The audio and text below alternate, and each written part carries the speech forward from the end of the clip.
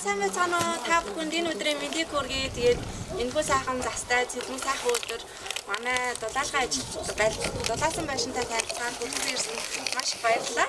За тэгэхээр Европын холбооны санхүүжилттэй дулаан шийдэл төсөл болон бодит бараа компаниуд хамтраад дулаан байшин тухтай амьдрал гэсэн энэ дэд төслийг хамтран хэрэгжүүлсэн. За тэгээ энэ төслийнхаа хүрээнд бид нэр сонгон архын дүүргийн 22 дугаар хороо болон 7 дугаар хорооны нэг айл ингээ нийтдээ 2 айлыг бүтэн дулаалсан.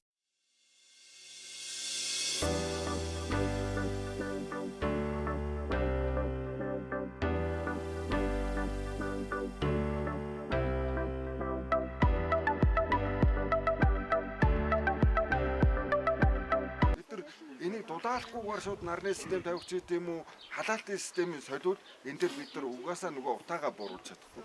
Дулаалж өгснөөр нөгөө анхны эрчим хүчний хэрэглээг бид хүн ойролцоогоор 50% буруулах боломжтой. Зардал гаргадаг байсан зардал 50% болсон байна.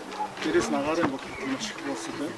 Одоо нэмэгдээд их хайбрид нарны системийг тавих юм бол энэ өрхийн маань орлого 100 мянган төгрөгөөр буураа зогсохгүй. Одоо гарахтаа 100 мянган төгрөгийн зардал байхгүй болоод дээрээс нь орлоготой үлдэх юм аа.